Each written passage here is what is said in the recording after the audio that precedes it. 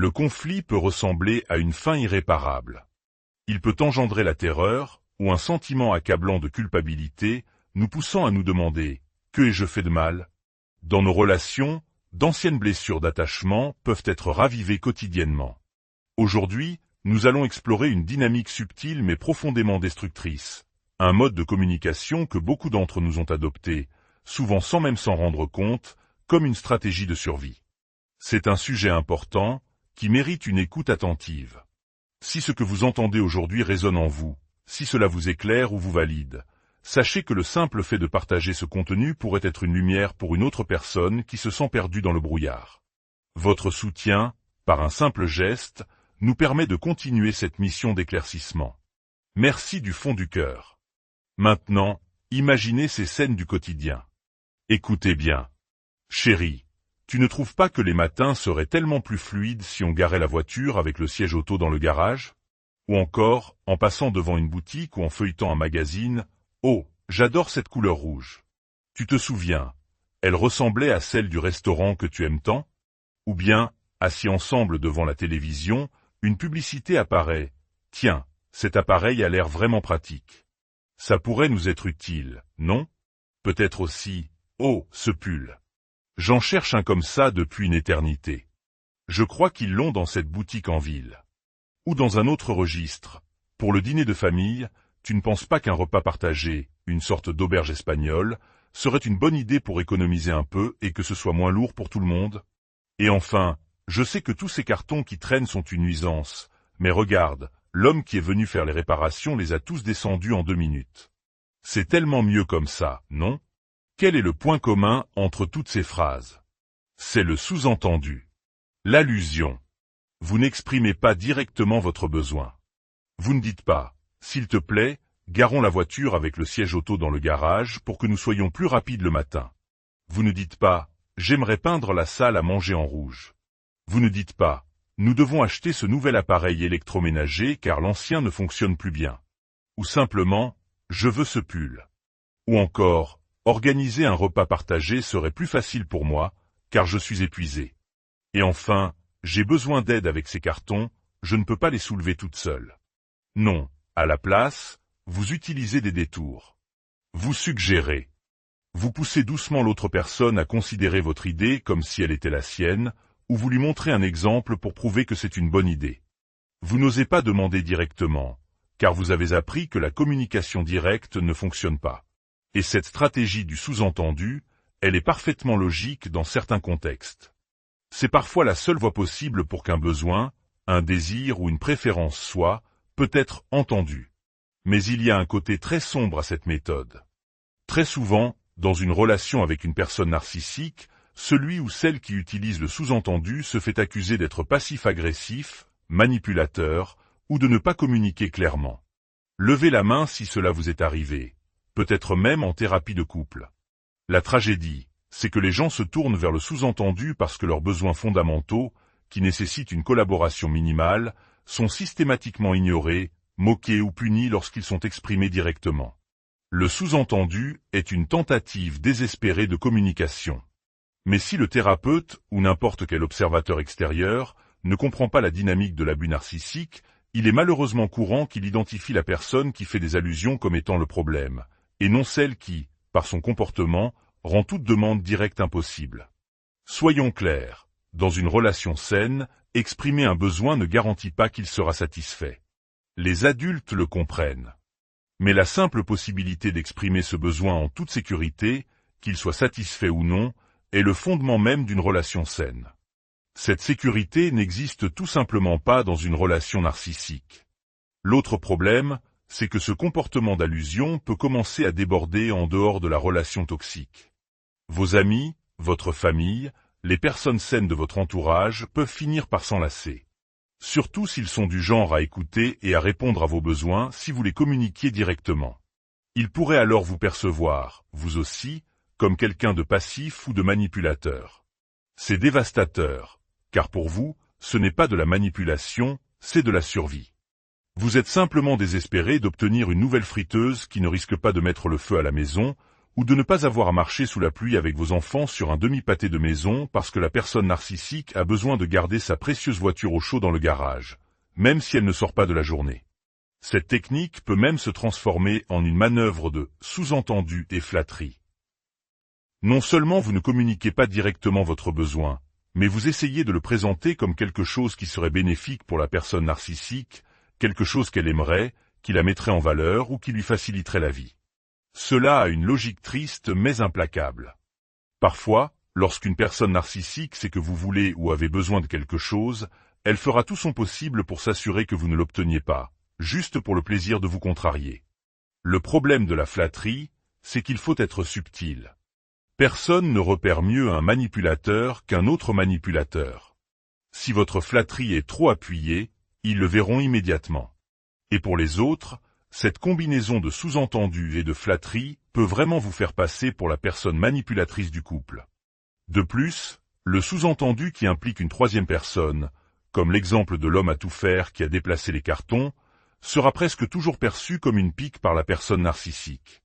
Elle se sentira honteuse d'être comparée défavorablement, même si c'est elle qui se plaignait du désordre des cartons mais refusait d'aider. On peut se demander, mais que suis-je censé faire? La réponse est douloureuse. Ce comportement est souvent un héritage. Quiconque a grandi avec un parent narcissique a appris l'art du sous-entendu dès l'enfance.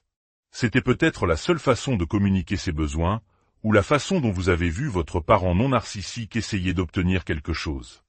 Dans une famille narcissique, rien n'est demandé directement. C'est un système épuisant, démoralisant, qui vide l'âme.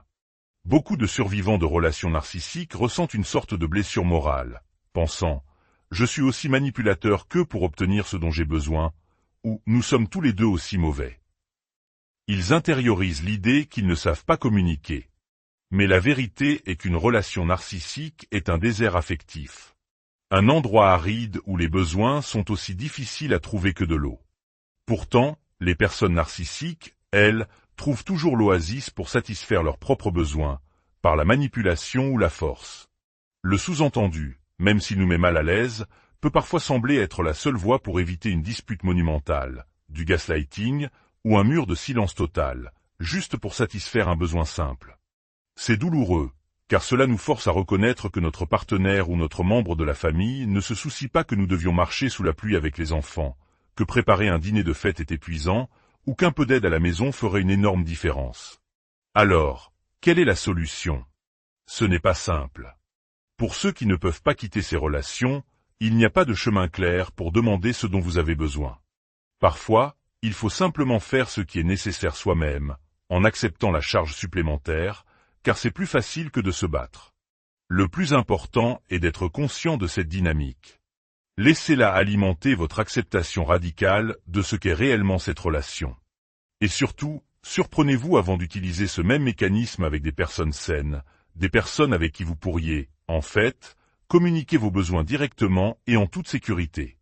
Vous l'avez peut-être oublié, ou vous avez perdu l'habitude, ou vous avez passé une vie à entendre que vous étiez égoïste et exigeant pour avoir simplement demandé ce que vous vouliez. Cette dynamique de sous-entendu peut être tellement ancrée, tellement inconsciente, que nous ne la reconnaissons même plus. Mais il est vital de le faire. Non pas pour vous faire honte, mais pour comprendre que vous n'êtes pas un mauvais communicant. Vous êtes simplement dans une situation où il n'y a aucune voie saine pour communiquer vos besoins. Un autre aspect de cette survie est la tendance à minimiser ses propres réussites. C'est une conséquence directe de la projection, le mécanisme de défense principal des personnes narcissiques. Elles projettent leurs propres insécurités sur vous. Par exemple, le narcissique est peut-être celui qui cherche constamment l'attention, mais il se moquera de vous ou vous humiliera si vous partagez une bonne nouvelle. Il vous dira « Oh, tu aimes bien parler de toi, n'est-ce pas?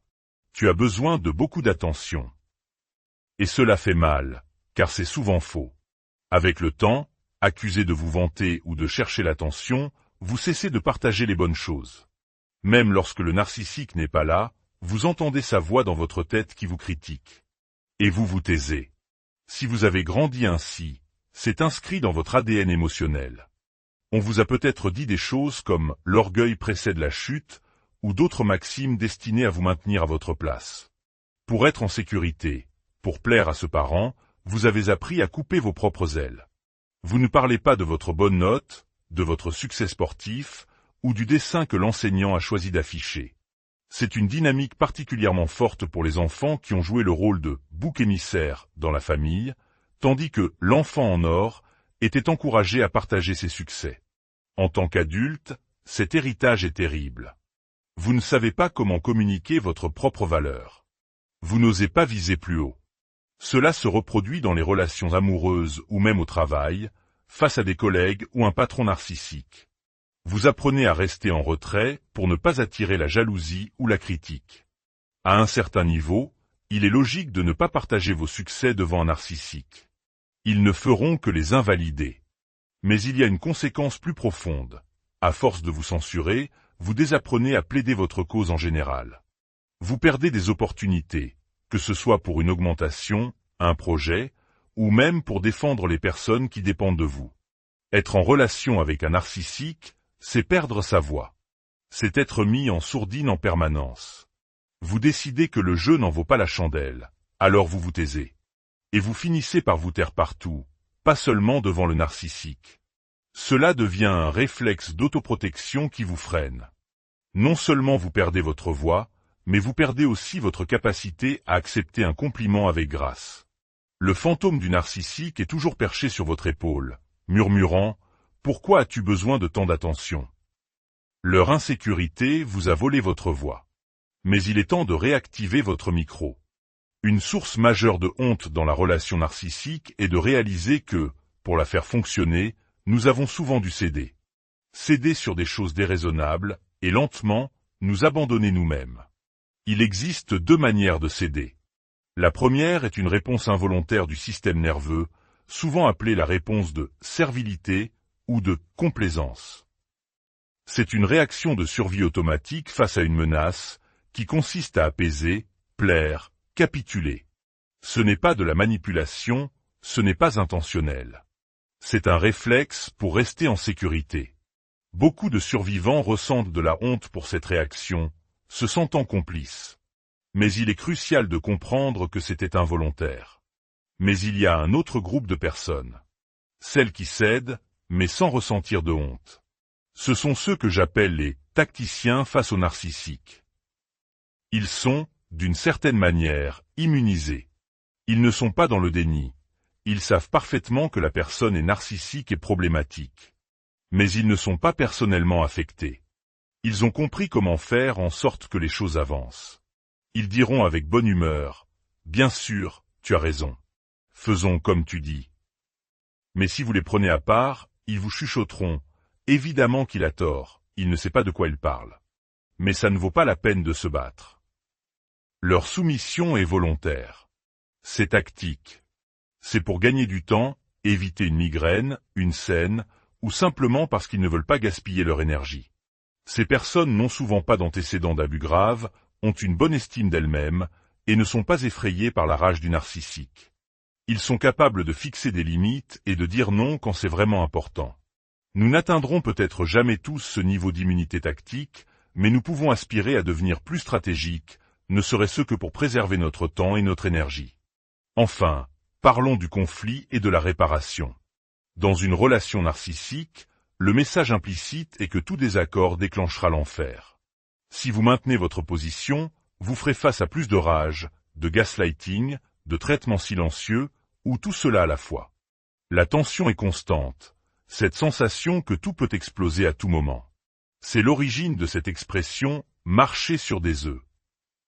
Mais tous les conflits ne sont pas mauvais. Dans les relations saines, le conflit est une partie intégrante de la vie. Il peut y avoir des mots vifs, mais ensuite vient la responsabilité, des excuses sincères, une réflexion et un engagement à faire mieux. Le conflit devient un moteur de croissance. La confiance se construit. Avec une personne narcissique, il n'y a pas deux côtés à une histoire.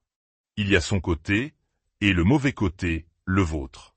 Le conflit n'est jamais sain, et surtout, il n'y a jamais de véritable réparation.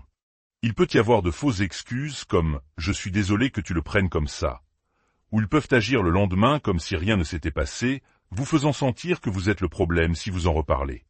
Les réparations ne sont pas réelles. C'est comme mettre du ruban adhésif sur une vitre brisée. La vitre reste brisée. Et avec le temps, la relation devient de moins en moins sûre, de plus en plus vide, de plus en plus fausse. Elle meurt d'une mort lente, parce qu'elle ne peut pas être réparée. À cause de cela, les survivants peuvent développer une peur panique du conflit. Ils peuvent penser qu'ils ne sont pas bons en conflit. Le plus grand risque est de prendre rapidement le blâme pour tout, juste pour maintenir la paix. Mais il faut réapprendre. Apprendre à avoir des conversations difficiles. C'est en observant comment une personne gère un conflit que l'on apprend qui elle est vraiment. Est-il possible d'atteindre un équilibre où vous vous sentez entendu? Même si la fin n'est pas parfaite, vous sentez-vous en sécurité, connecté et vu après un conflit? C'est ça, la réparation. Ce qui n'est pas de la réparation, c'est de toujours prendre le blâme, que l'autre vous en veuille éternellement, ou qu'on vous dise constamment que vous êtes difficile parce que vous voulez résoudre les problèmes. Les ruptures relationnelles peuvent être réparées. Peut-être pas dans les relations narcissiques, mais dans beaucoup d'autres. Et quand vous voyez la différence, vous comprenez. La réparation est possible. Et reconnaître cela est souvent le point de bascule entre les relations toxiques et les relations saines. Cela redonne foi en ce qui peut se produire lorsqu'un conflit est réparé, et qu'une relation peut avancer